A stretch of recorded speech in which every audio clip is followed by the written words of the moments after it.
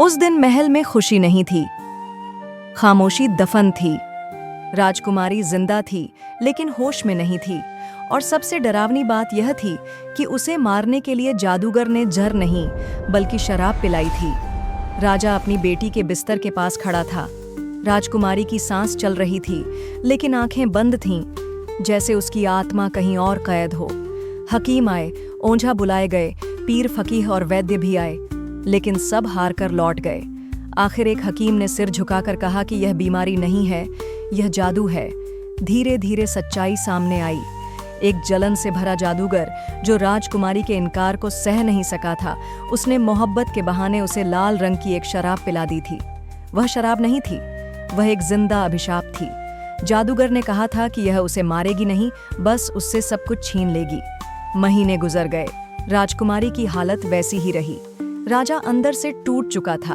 आखिरकार उसने पूरे शहर में ऐलान करवा दिया कि जो कोई भी राजकुमारी का इलाज ढूंढ लाएगा उसे आधी सल्तनत दी जाएगी और राजकुमारी से उसका विवाह कर दिया जाएगा।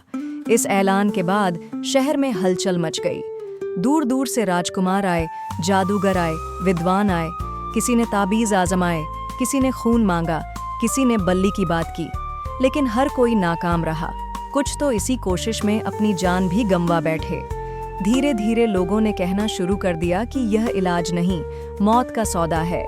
शहर से दूर जंगल के किनारे एक लकड़हारा रहता था। न उसे राजमहल से कोई मतलब था, न राजकुमारी से। वह अपनी कुल्हाड़ी उठाता, लकड़ी काटता और अपना गुजारा करता था। लेकिन एक रात उसने अजीब सपना देखा।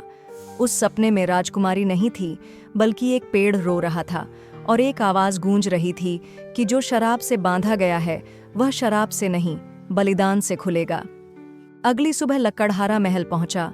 दरबारियों ने उसे देखकर हंसना शुरू कर दिया। राजा ने उससे पूछा कि अगर वह नाकाम हो गया तो क्या होगा। लकड़हारे ने बस इतना कहा कि तब वह वैसे भी कुछ नहीं बचेगा। लकड़हारा जादूगर तक पहुंचा। जादूगर हंसा और बोला कि इलाज मौजूद है, लेकिन उसकी एक कीमत है।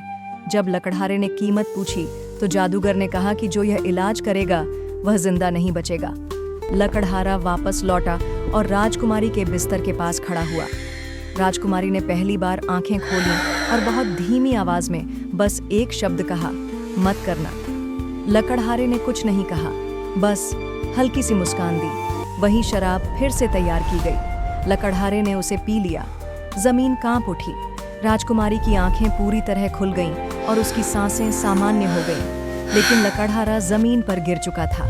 राजकुमारी जिंदा थी और सल्तनत बच चुकी थी, लेकिन शादी नहीं हुई। राजा ने अपना ऐलान वापस ले लिया। राजकुमारी हर दिन जंगल जाती थी, उसी जगह बैठती थी और कहती थी कि तुमने मुझे जिंदा किया और खुद कहानी बन गए। कहते हैं कुछ लोग इनाम के लिए नहीं जीतते, वे इसलिए हारते हैं ताकि दुनिया जीत सके।